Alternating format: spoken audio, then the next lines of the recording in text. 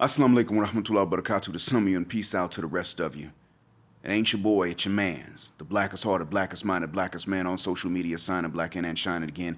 Asking you to hit that share button because the message is more important than the messenger. I'm sure it's going to be a rant. Because it's been bubbling in my head for a while. Usually, I address men and I don't rant. I rant on occasion. I address the ladies on occasion. This time I'm doing both.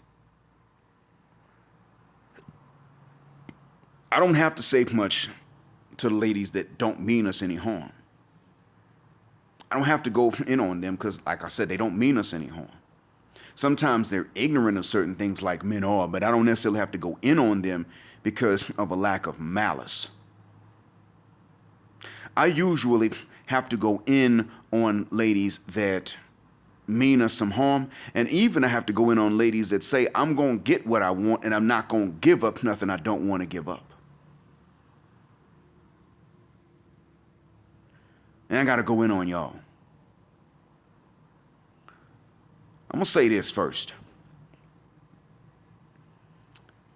When there are ladies that don't mean any harm, and I go in on the ones that do, don't defend the ones that mean some harm if you're one of those that don't mean any harm. If you do that, you're defending them. All I know is you're one of them. If I go in on ladies that are malicious, and you're not malicious, then you will not defend the ones that are malicious. Now, if I have to correct the ones that are ignorant about certain things, notice I didn't say malicious, just ignorant. If I got to correct them, then I'm not going in on them. I'm merely offering them a correction so they can avoid repeating an error. If you did not know something and I correct you, don't take offense if I'm not going in on you as someone who is malicious. I'm merely correcting you about something about which you were ignorant. You didn't know.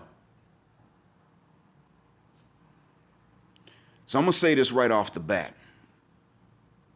I'm going in on some malicious ladies out there. And if you come at me as if to correct me, you take any kind of authoritative tone with me in my comments section, I know that you're one of the malicious ladies and you're trying to defend the others. Straight like that. Just like when I went in on them big birthers, I wasn't talking about the ones that just get big and they accept they ain't gonna find nobody. At least not nobody they might want. They accept that. They accept that they're not entitled to talk about a man being in shape and they so big and out of shape. If they accept that, then they're not the ones I was going in on. Because while they made a decision, they've also lived with the effects of the decision and they're not coming out as enemies against us, demanding results just as good as those who made a better decision. There's no reason to go in on those ladies. They ain't the problem. They ain't out here teaching these young dudes that the young guy needs to be in shape, but he's wrong if he prefers a woman to be in shape. They're not teaching something that's lopsided to these young brothers. I'm not going in on them. Guess what? I said that. One sister decided that she was going to jump in. Now, she'd been a subscriber. That means she was digging what I was talking about. All of a sudden, I said that. She jumps in and wants to correct me. I did a follow-up to the Big Berthas. She decided to unsubscribe. I don't want to disrespect your platform. Thank you for not disrespecting the platform. So I'm unsubscribing, and my subscriber count went down by 1. It did. What does that tell you? She was defending those that were with the effery. She was defending the big, overweight birthers, the bufferillas that demanded that a man be in shape. Now, my own wife noticed this problem. Asked me about it. So she knows it's there. She ain't ADOS. She cool with ADOS, she friendly with ADOS, but she ain't ADOS. She noticed this from the outside. And even I had to pull her coat to one thing. She asked me why she was seeing dudes that were in shape with big old fat, out of shape white women. And I stopped and I said, when you see them with black women, what them black women look like? She said, oh yeah, you're right. She said this. That's not all.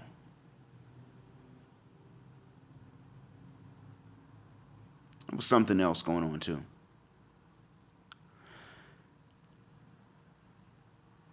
I said something about how there were good women. And good women, they're there, but they're rare. They're usually not available because they're already taken or they choose to be single. One that I suspect is good came and said, I'm not a mystery. I'm doing my own channel. But this is one that has also said she's chosen to remain by herself. So what does that have to do? I mean, okay, good person, but what does that have to do with the men that are out there looking for someone good? Nothing. Not because of malice, but because of a decision to protect herself by staying by herself. Okay, I mean, that's cool. That's cool. That's all right. But that does mean that men are not going to know how good of a wife she can be because she's chosen not to be a wife again. So there's no way that we can remark on that. I never married her. We haven't even met in person. So I definitely never married her, never lived with her. So I can't tell you. No other guy I know can. So we can't make a remark about how good of a wife she is because no man that we know knows about this. So why bring it up? That's what I meant by the difference between the one that's malicious and the one that just doesn't mean any harm but forgets something or doesn't know something. But I'm going to go in on the ones that are malicious, the hypocrites. Those are the ones I'm going in on. If you don't know, if you forget something, I don't mind just reminding you or telling you without the malice. But to the ones that are malicious, I'm going in with no apologies. I'm going to tell you this. And a lot of you, and I'm talking to mainly Western black women, because I don't care if it doesn't make a difference to me if Western white women correct their behavior or not. Most of us would not know because as much as people say, oh, brothers are always chasing white women, the real true fact is most brothers ain't really even with white women. Certain parts of the countries it might be more common than others, but no, most ain't really with white women. That probably will change later on, but right now, no. So that being said, I'm going to say to these malicious sisters, if you even so much as have an idea in your mind about what you don't owe any man, especially when you're attractive to look at, but you have in mind things that black men owe the community, you are malicious. Now, if you were not aware of this before, you're aware now. So either you abandon this right now as you hear me talking, abandon the conjunction of these two ideas, or you remain malicious and you can keep listening to the rest because I'm going in on your hypocritical behind. Those of you who have abandoned the conjunction of these two ideas now because I pointed them out, now you're aware and you ain't going to be a hypocrite knowingly, you don't even have to listen to the rest. You've made that decision. That's responsible and mature. If you even so much as say, black, why are you going in on us? What about these men that do X, Y, and Z? Fuck the shuck up, because when men do these dumb things in their personal lives, somebody else tells them something. They don't get away with it. That's why. And if a man is irresponsible with enough women to make it a behavior, especially if he's conceiving children out of wedlock, if he's just conceiving children, period, by multiple women, even if it's in wedlock, he's going to eventually be dragged to that child support court by somebody. That's going to happen. If it can happen, it will happen. So men don't get off the hook. You have it already determined as an entire gender. Women have determined that men are not going to go around enjoying a bunch of sex, especially unprotected, irresponsibly. Most of you have your minds made up that no matter how responsible and safe he is, you're going to make sure he has to go through some kind of headache before or after or both, sometimes even during the sex. Most of you around the world, not just black or white, not just Eastern, most of you as women, period, throughout the entire globe have decided that you're not going to allow men to enjoy heterosexual satisfaction in your private parts without some kind of headache to go with it. Be it the commitment or be it a commitment to you or at least a heavy financial commitment to the baby. And some of you, if it ain't his, you gonna go to that dude and tell him it's his. You're not going to allow yourselves to be in a position where some dude, even your own husband, gets up in your private parts, finds sexual relief, and doesn't have a headache to pay at some point. And you know what? Maybe that's the way it is. I mean, I'm not saying that necessarily that's the way it has to be all the time. But in the West, many of you have determined that the headache has to outweigh the sexual satisfaction, even if you were satisfied. Even if he was competent by your standards in that bedroom, many of you in the West are like, no, the headache has to outweigh the sexual satisfaction. The sex has to not be worth the headache. Many of you got, in the West, that's where you become different from other women. Many of you. The ones who don't are not even in these spaces. You don't even know these spaces exist because you don't hear your husband listening to stuff like this because they don't know, because they straight. But if you're listening to this because maybe you heard your husband or your significant other listening to some stuff like this, some red pill content. Now you following all this stuff and you listening to me now at this point, then you know damn well that that's how you've been. You know damn well if you put down a good performance in that bedroom, and he, hopefully your husband, but probably also your boyfriend, really enjoyed himself and was satisfied, even if you enjoyed it, and you straight, and you nodded off and had a good sleep afterwards, even then, you are already plotting on what he owes you in exchange for that. If he's the type to listen to stuff like this and you found out, and that's how you found me. Because you know damn well that in exchange for the good sex, you don't take good sex, you insist on providing a headache. Many of you have in mind what you don't owe any man, but what men owe you. If you kept listening, it's because you wanted him. And so what I'm going to say to you is that think about what you want in life. Think about that which would be right up your alley. And I'm going to tell you what these men actually owe you. What you owe any man is only proportional to that which they owe you. What you promise or negotiate with them, what you come to an agreement that you owe them, which of course you're going to make contingent on what they owe you in exchange. You're not going to agree that you owe them and they don't owe you, per se. You're not going to make that agreement. I understand it. You don't have to. But you're going to sit up and you're going to tell most men, 87% of men, because those are the men you don't want, that you don't owe them anything and that no woman owes them anything, especially no attractive woman.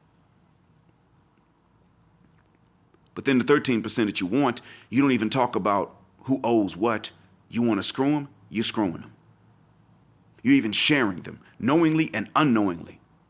You're asking for less and demanding less commitment out of them in the first place. And you don't feel comfortable calling them in the middle of the night for the non-sexual things that you need. Because they'd be like, oh, that's the kind of person you are? Well, I'm done with you then. I'll just keep on going with these other women that ain't going to call me for this stuff. I don't need to know how to fix a tire. Get a better car. Maybe your tire's going to bust on you in the middle of the night.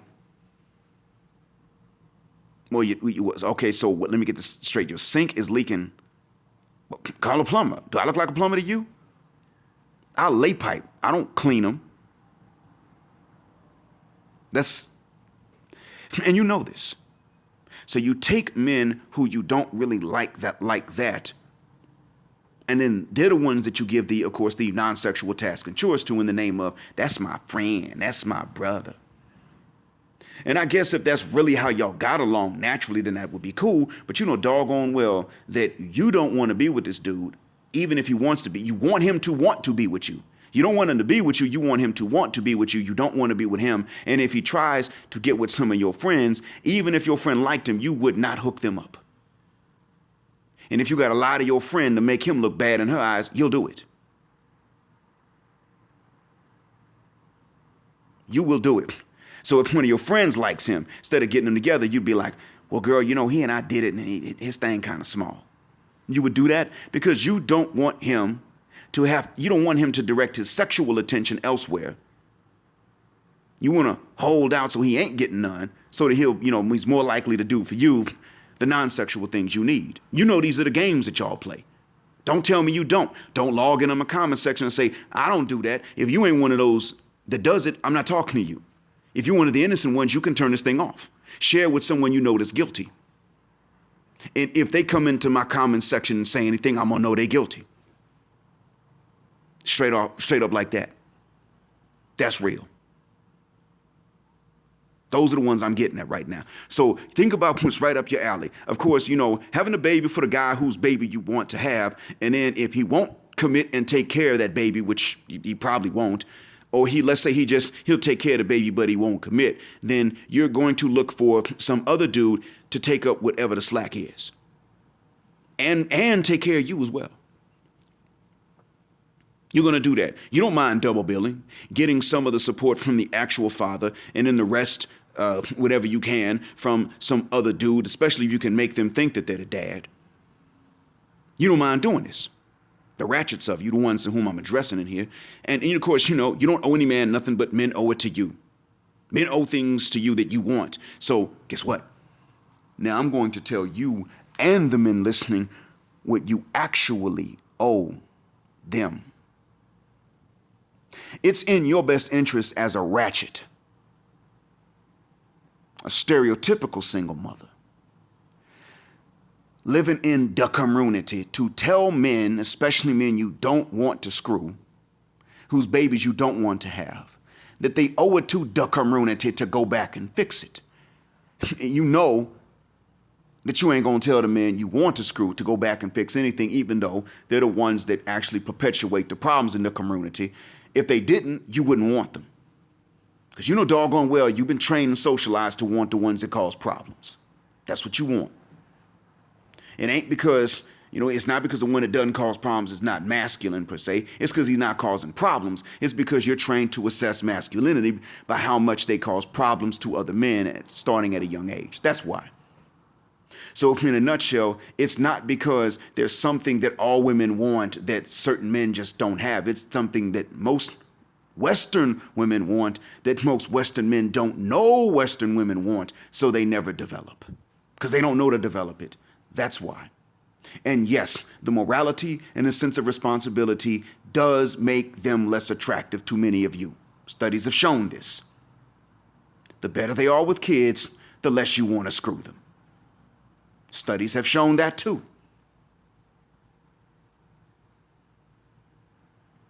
So, this is what, if you're saying that they owe it to the community to go back and fix it, and that you shouldn't have to listen to any of these men because they haven't won the race war yet, I'm going to tell you what they owe you. The black men of Latin America have not won a race war yet.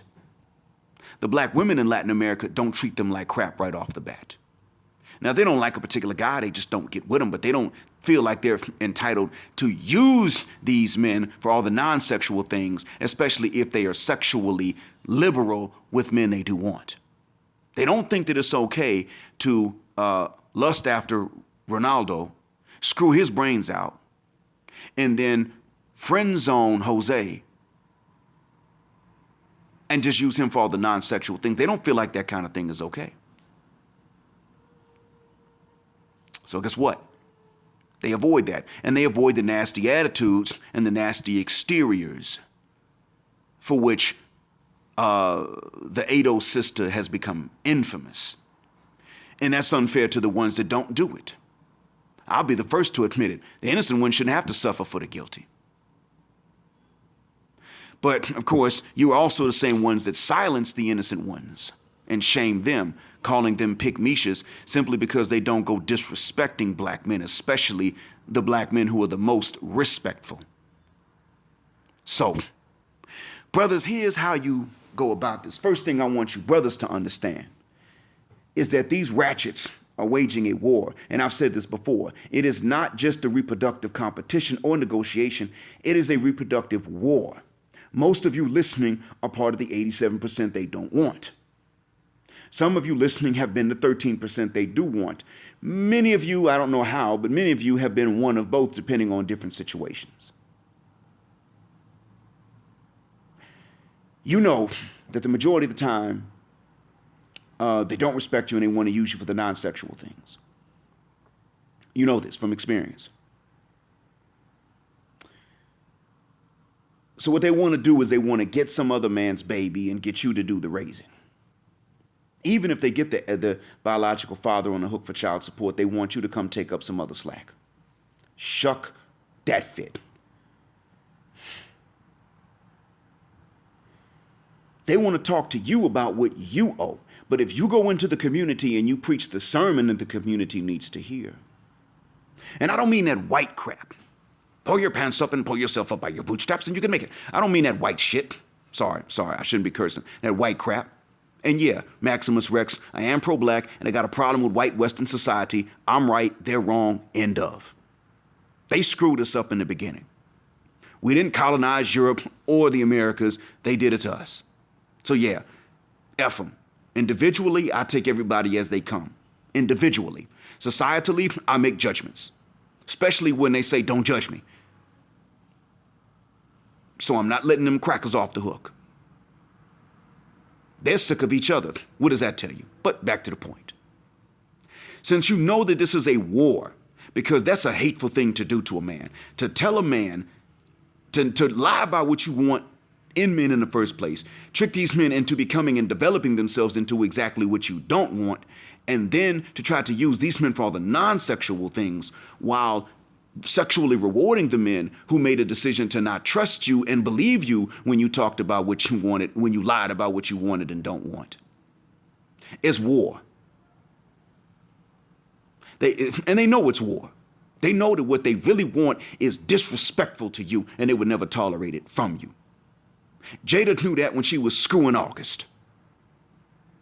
She knew it when she denied it. And she knew it when she sat there at that table and avoided taking accountability in front of the camera for what she had done. Talking in such a way that she would never tolerate from a man, especially a man like Will.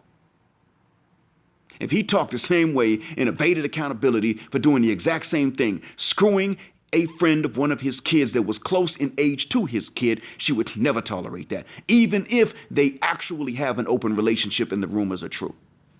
I don't know if they said they have one or if it's just rumors. I don't know. But even with all of that, you flip the script. Will screws one of Jaden's friends, roughly, close in age. And that friend comes out and says, well, Jada didn't mind. And Will first says, no, I ain't do that. And then Will comes out and is like, yeah, I did. And sits at a counter and says, well, see, we were already done. And you were done with me. So I see why they thought it was with your blessing. I thought it was with your blessing. I mean, you and I weren't even sleeping in the same bed, right? Yeah. You told me to get lost. I really thought that we were done. Then, and he says, I don't see it as a transgression because of what you said. Everybody's going to get on him and his career is going to be canceled. We know that. That's war. Their refusal to take accountability under the same conditions in which they would demand that the men take accountability is war. When someone says, fine for me, but wrong for thee, that's war. Like I've been saying. See, Boogie done told you. The deception right there sounds like war. All I had to do was say to brothers, don't let these big birthers tell you that you have to love the exact same things about them for which they feel insecurities themselves. All I had to say was that. And one decided to jump on me for that. That's war. Because we know doggone well we're not allowed to have preferences. We like them big old, whether it's natural or surgically bought, we like them big old jiggly butts. And preferably jiggly chests too. And the best situation for us is to go raw dog, bareback, and cream pie the cervix and not have any headaches afterwards or before. They're not going to allow absolutely no headache at all. They're not going to allow that. So, now some will say, I'm not going to generate artificial headaches, but he just needs to be able to, take care of the family. And he needs to be responsible towards the kids that result therefrom. And that's actually reasonable. But of course, we know in the West, a lot of them are going to say, oh, no, that's not enough. We're going to take the kids away from them if there are any. He still has to provide a lifestyle for us and the kids. And frankly, to tell the truth, if he's not the man that we want to screw, then he has to pay more. Even if the kids aren't his. He has to go through a bigger and more headache in exchange for every single one time he finds satisfaction in our genitals. Even if the satisfaction is mitigated by the condom. That's how they are. In the West, that's where they add on that extra stuff. That's war. War against the normal man for not being the non-existent Superman. So, here's how you get back, gentlemen. You know that you can't preach the sermon that they need in the community, but they want you to go back and pass out free resources to the community. Pass out free food. Build a park for them kids. Open up the Comroonity Center. For the childrens. For they childrens. Not your childrens, but for they childrens. You owe it to the community if you're really black. Same community, they won't listen to you preach the sermon that they actually need. And when I say the sermon they need, like I said, I'm not talking that white stuff. I'm talking more the sermon like, look, bruh, pull your pants up. Not so that white folks will like you, but pull them up so that you can get more. You can fly under the radar and get more. Try it for 6 weeks. See if the results are better. Just try it. Let me know. Stuff like that. Things like, hey, look, man, you can have a gun for self-defense, sure, but get a license for it. But don't go toting the hammer and showing it off, trying to get a rep on the block among people that ain't really going to hold you up no way, and let alone hold you down when you need it. Just you have it for self-defense. Find a responsible and safe place to store it. Hopefully you never need it, but see, that's the difference between preaching what's good for the community and that white stuff. That up by the bootstraps. Matter of fact, the sermon that the community really needs to hear is, ladies, choose wisely. Men, choose wisely. Men, every standard that these women have for their vagina that you got to meet, you bring a standard in exchange for them to meet before they can get to your ding-a-ling. Now, that's the sermon that they really need to hear. Watch. It'll be the women that fight that one. Because, see, back in the 90s, brothers, when them old fools were telling us, man, don't you never turn no pussy down. You get all the pussy you can, man. When they were telling us that dumb stuff, yeah, these women would say that they were pigs and dogs. But they didn't kick these men out the community. They didn't tell these men that they couldn't mentor. Watch, the results to you preaching what I just said will be far more vehement than the results of these old foolish niggas and what they preached to us back in the 90s to train us to be simps. Watch, mark my words. So what do you owe to them? This is war. So reverse this weapon of war. Here's what you do. If you're stuck in the States, build your credit or start a business and build this line of credit with, little penny ante stuff. Few $100 loans that you pay back.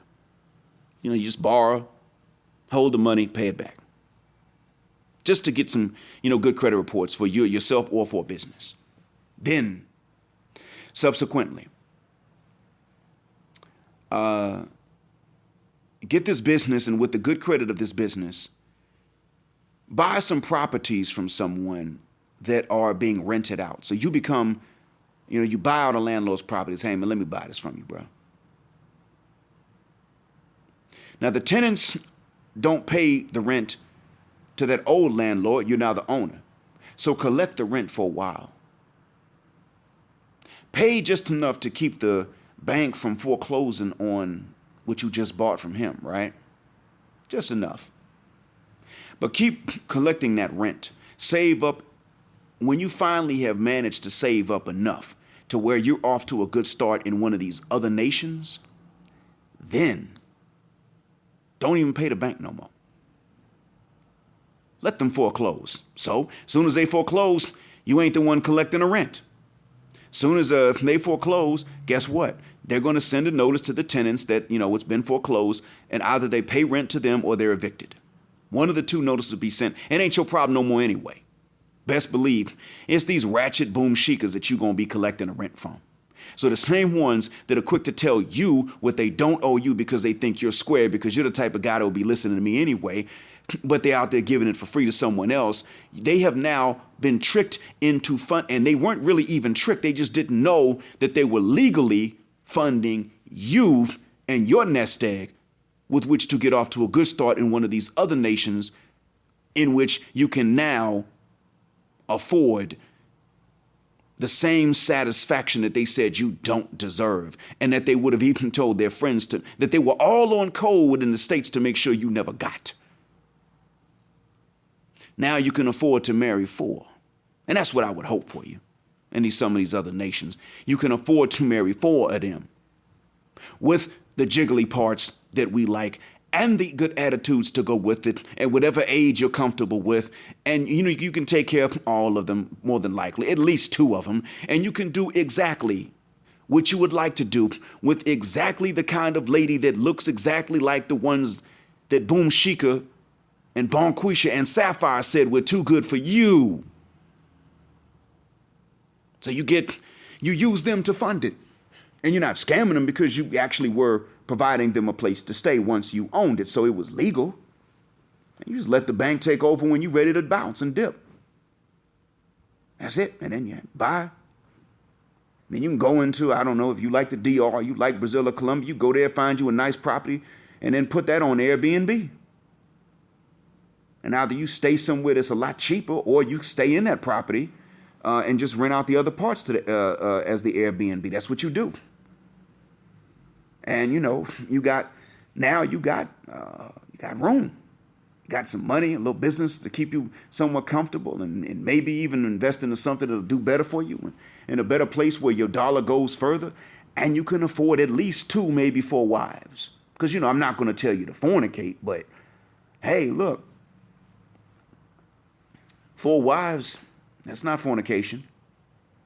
Fine wives with fine attitudes. Exactly what the wicked witch of the West. Not the good women of the West, but they ain't available, like I said. But the wicked witch of the West, exactly what they said you don't deserve, and you're genetically inferior to, and should never have. And they don't even look at your DNA sequence to come up with some method by which to determine you were genetically inferior anyway. They determine your genetic inferiority by things like wearing glasses and having a sense of responsibility and right and wrong, decency, and not fitting negative stereotypes that your enemies have of you. Determining then that you were weak, genetically inferior guy, not as much of a man. Because they were assessing manhood by the enemy's negative stereotypes of you in the first goddamn place. That's how you take this war and you flip it.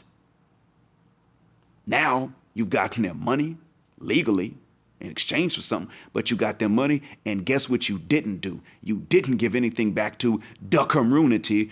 Unless, of course, they were willing to listen to your sermons and let you at least finish and showed you respect while you were preaching them and didn't disrespect you, and they appreciated what you did for them. Now, if that's the kind of community that you've been around and exposed to, maybe you don't owe it to them, but you can at least try it and see if they can make it worth your while. But that's different. Most communities we know ain't going to be like that. Most of the time, the men may appreciate what you're trying to do. The ladies will be split down the middle, I guess. Most of the time, but you know what's going to happen. Most of the matriarchs and gynocrats, who ironically are never the married mothers. You notice? Not because there are no married mothers in these hoods. It's because the married mothers are silenced. They're not the matriarchs and the gynocrats. They're silenced because they're bougie because they had their kids in a marriage. That's why. That's the reason. So if you're one of these communities where the matriarchs and the gynocrats are ratchet and they're the ones that run the show because they silence the bougie ones, and they don't let you preach a sermon, but they want to talk about what you owe it to the community to do for them and all that stuff, and what you owe their kids from other men. Well, yeah, that's the one. That's the community to whom you actually owe it to. I wouldn't say stiff them legally, but to get them to fund your excursions to other nations. I shouldn't say excursions, more like your escape. to somewhere better, a greener pasture.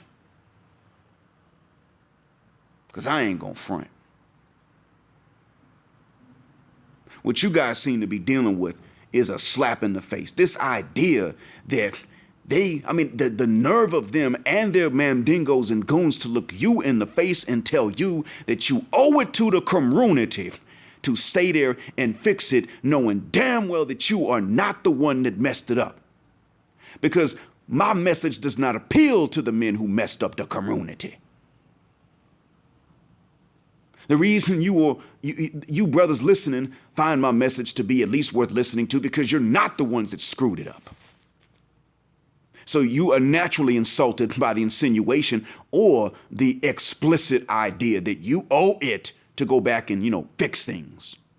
Fix things. You didn't break them. Fix things. Fixing, they're not even yours to fix. You had nothing to do with the things that are broken. Even the wicked witches of the West that are alive today, and their good counterparts that they silence, just like us, were born into the broken situations. Or we weren't born into the broke. Some of us individually were born into nicer areas like Cascades or, the Prince George County, Maryland, black neighborhoods that are upper class. Some of us were born in there and raised there and lived there, so we never lived in these hoods that are broken. And so therefore we really had nothing to do with the fact that these places were broken. The difference is that you listening are the ones that never perpetuated the brokenness and contributed to it. The wicked witches, the Boonsheekers, Bonquishas, and Sapphires, they did. And the dudes that they were effing and sucking and in whose nuts they were draining, raw dog bareback up to the cream pie, and whose babies they've been spitting out, especially when it's their first kids, are the ones that contributed to it. And these men did perpetuate the brokenness because we already know that's what it takes to appeal to these women, especially when they're attractive. Oh, don't get it twisted. The more attractive that hood chick is, the more she wants that dude at Thug Maxed. And like one of my commentators said, that Thug Maxing will get you killed. It will. That's true. That's why these women are sitting here talking about Thug Maxing. It'll get you killed. And some of them actually get a kick out of having a dead baby daddy. Some of them love that. Because remember, the elite matriarchs and gynocrats in the hood are the stereotypical single mothers, the ones who were never married to the fathers of their babies. They got the most sway. That's them. The one that had all the babies in the marriage, that's the bougie one. She may be tolerated if she keeps her mouth shut, but she's silenced. We already know that. She doesn't even have to listen to this. That one probably has no clue. With a few exceptions, she may not even know that I put this message out, but actually most of my lady subscribers are from that group. They know they've been silenced. They know they've been insulted and called all kind of names because of the conventional, better way that they chose. And they're not the ones sitting up here telling you that you owe it to the community to go back and fix things for exactly the same woman that said you're genetically inferior, and for Mr. Thug Maxer that she rewarded with the vagina because of everything that was wrong with him. Then turning and lying to you and saying, well, no, it's just your game is weak. When in fact, it doesn't matter what kind of game you have. If she's already socialized to want black men who fit white men's negative stereotypes of black masculinity. When in fact, the reason she thinks your game is weak is because of the negative stereotypes you don't fit. And she doesn't want to admit that that's the case, but they know it. They suspect it when they're in their teens. They may not be sure, but in their teens, these ladies suspect it. But you know what, bruh? By the time she's 22, the age at which she would graduate college, she knows that's the case. Definitely. Because they spent enough times crying about being stood up by the guy they really wanted to think about what the pattern is. Why is it that these guys are the ones that stand me up? Why is it that these guys are the ones that don't commit? Why is it that I can get the attention of the ones I don't want? Because they're trained to want the attention of the ones they can't get the commitment from. They're trained to only value the commitment of the ones who won't commit. That's why. Eventually, they realize this. They have to. And they may act like they're unconscious and unaware of this past age 22, but they're not.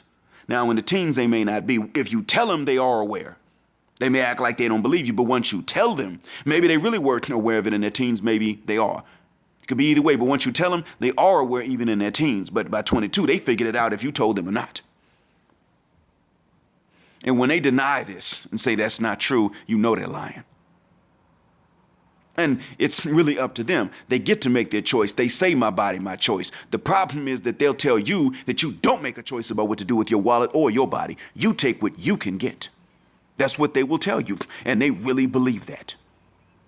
But then let's say you take what you can get. But of course, you know, when they have any options, they'll never come to you. As we know in the black community, you got to be so high up to get the ones that are even below average. So when you know, if you did take what you can get, what you could get if you are a, you know, late 20s successful or moderately successful man, what you can get, the most attractive one you can get is the one that's underage. Now, if she's not underage and she's attractive, she's still looking for something that's impossible. But if she's underage and she knows it and she's attractive, yeah, she'll be willing to be with you because, you know, there's a thrill that she gets out of her pussy getting you thrown in prison.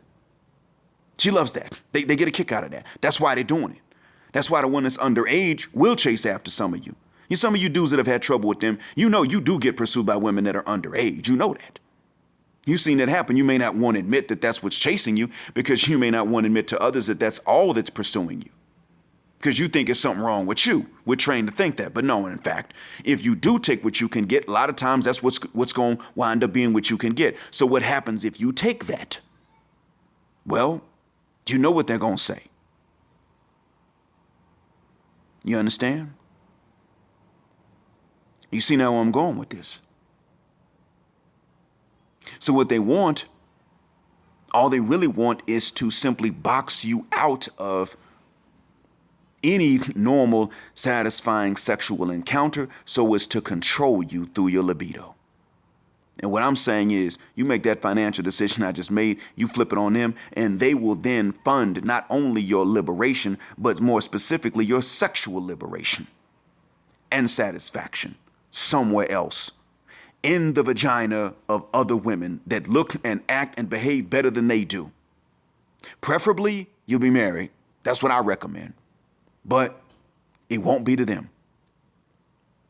And if enough of us were to do this as a whole, as a program, and the only thing we did in the community would be to reach out to the good guys in the community to tell them the same strategy and tactic, guess what? The Comroonity, at some point will be left with none other than the ratchet matriarchs and gynocrats, the boom shikas and bonquishas and sapphires that were rewarding the men that screwed the community up and the men they were rewarding that screwed the community up, rewarding for screwing up the community. Eventually there'll be nothing left but them, hopefully. We don't owe it to the community to stay there and try to fix it if we've been told that our positive message is not welcomed. End of story. Because it's war. They're not just rejecting your positive message in many cases. They are engaging in a reproductive genetic war against you. They are engaging in a systematic penalty of men like you because of the negative stereotypes in the minds of white folks that you will not make flesh and blood, that you will not embody. That's what it is. And they got the nerve to sit up and say, well, we're not submitting to you because you ain't won no race war. So why are you submitting to Thug Maxa? He ain't won no race war. Hell, he's actively losing the race war because he's out there toting hammers, busting heads of other black men, getting caught for it like they want.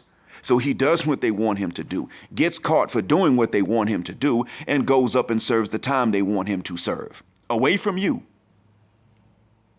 And ironically, you ratchet B words, ironically, the homos and fags that you call men like us that don't embody these negative stereotypes. And I'm not speaking homophobically. I'm talking about the way that you use these slurs homophobically against regular men like us that don't embody these stereotypes are exactly what they have the most chance of imitating while they're locked up in prison. And you completely overlook that because they went to prison. Last thing I'm going to say to all of you is this. Mostly I want to say this to the brothers and to the good ladies out there that get silenced by these wicked witches. Our community is not the only community that has this fixation on thug sex. It's not only African American women or African Canadian women or Black British women for that matter that have this fixation. I want to make this clear. There are other places where this might happen. So I'm not talking like we're the most inferior people in the world, even when it comes to this. But I do want to make clear this is the community that I would actually be glad to see fix itself. Ours. I don't expect it to, but if it did, yeah, I'd be happy. However, there's another community that does this that I know of. And this community is also paying a heavy price. This is the Muslim community in the United Kingdom. And Mohammed Hoblos, Hoblo, I think that's his name, Hoblos, he talked about this in a sermon once. And I mentioned this years ago. He was talking about how in the UK, the Muslims, and I know he was talking largely about the South Asian Muslims, not the Muslims of African descent, but about the South Asian Muslims in the UK that are enamored with not the South Asian boys that grew up and practiced Islam from boyhood like they inherited from their parents, but the ones that went away from the religion of their parents in their youth, went into the gangster road man lifestyle, got tattoos, did some time, came out and then reformed and began to practice Islam. He gave a sermon and he told these young ladies, you need to give up this obsession with this. You come to me, you come to others, and you choose these men, and you justify it by saying, well, he used to be like this, but mashallah, he's changed now. Now he's a good Muslim and he's practicing. Alhamdulillah, tabarakallah, mashallah. And he continued on and he said, you come to me later and you say, he's still talking to his old girlfriends from that old life. What did you think he was going to do? He got addicted to that while he was practicing that life. You jumped over the guy that was always practicing his religion and was always chaste throughout his youth. You jumped over him, passed him up so that you could get the guy that had been through that bad lifestyle, that thug life, with the tattoos and the prison record. And okay, yeah, so now he's coming to the mosque and he's praying, but he still has addictions from his old life.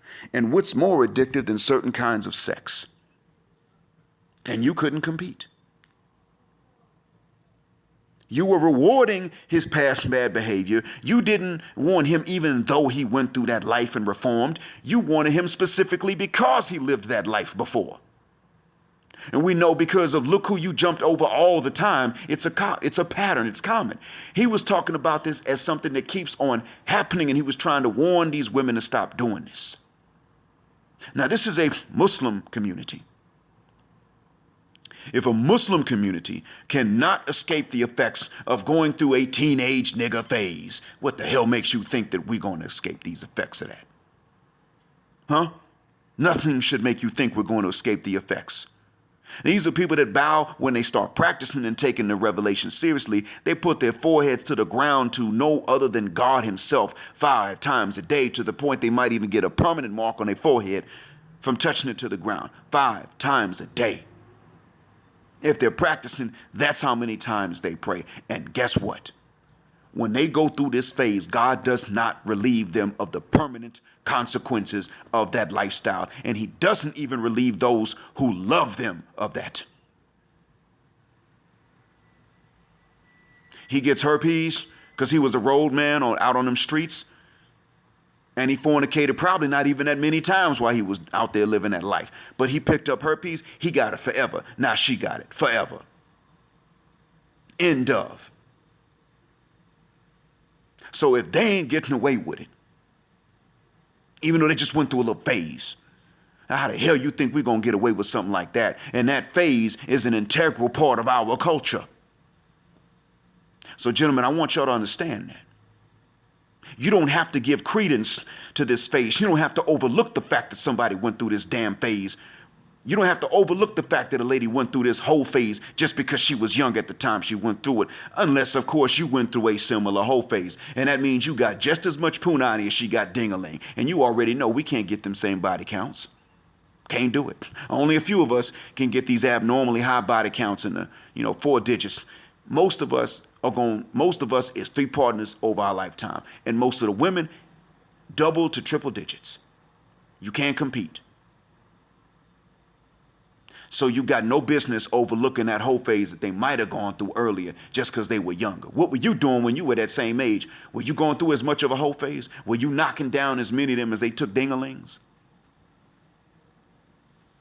I mean, if you did, okay, you could say you're on equal footing. But most of the time you can't. Even then, if you went through that many, you still could pair bond afterwards, and she can't. I hope that this message one day won't be necessary. But you can see why right now it is. And in the meantime, until that day is no longer necessary, I hope that it helps. Gentlemen, they're waging war on you. So flip it and use them to fund your escape from the matrix, if anything. And tell another man how to do the same thing. And let that be your service to the community when they say, why don't you reach back and do something? Okay. Who's the guy that offends your nigger culture the most? I don't mean the one that acts the most white, but who's the one that just doesn't go along with the BS the most? Irritates you because of that. Introduce me to him. I'll work with him to help the community out. Thank you for the introduction. Hey, yo, young blood, let me holler at you right quick, man. Let me tell you what's happening, bro. Look. So, I asked them specifically who doesn't follow the foolishness. Without necessarily, acting like a white Republican who doesn't follow the foolishness. They told me they introduced us. So they disrespect you because of the dumb stuff you won't do, because of the negative stereotypes that you won't make flesh and blood, that you won't embody. So I'm going to tell you what you do, man. We already know you're not going to be the one that's going to father the next generation of kids. We know that already, based on these women's choices and selections. Okay, fair enough. Keep your nose clean. Get your credit up. All right. Buy some of these buildings where they're paying rent. Collect the rent. Save up. When you don't feel like it no more, keep the rent money. Don't pay the mortgage. Let them foreclose. Whether the bank kicks them out or keeps taking rent from them as the new owner, doesn't matter. Ain't your problem. You saved up enough to get off to a good start. When you do that plan, you come out to the country that I'm about to be going to. I'm going to the BR or the DR or CR or Colombia or wherever I'm going, wherever you choose to go. I'm about to go out to the Philippines. You say that money, you come out, I'm going to help you put that money to get your business started and get you the lifestyle that you finally, the lifestyle that you will have earned, that they're going to make you earn for the hell that they're going to put you through. How about that, young blood? All right, bet. That's what you tell them. Let that be your service to the community. And until the day that the community either accepts the message that it needs to fix itself, which does include Islam, or there is no one left in there except the boom shikas, bonquishas, and sapphires, and the thug maxes that they reward sexually for being negative and bad for the community, and nobody else.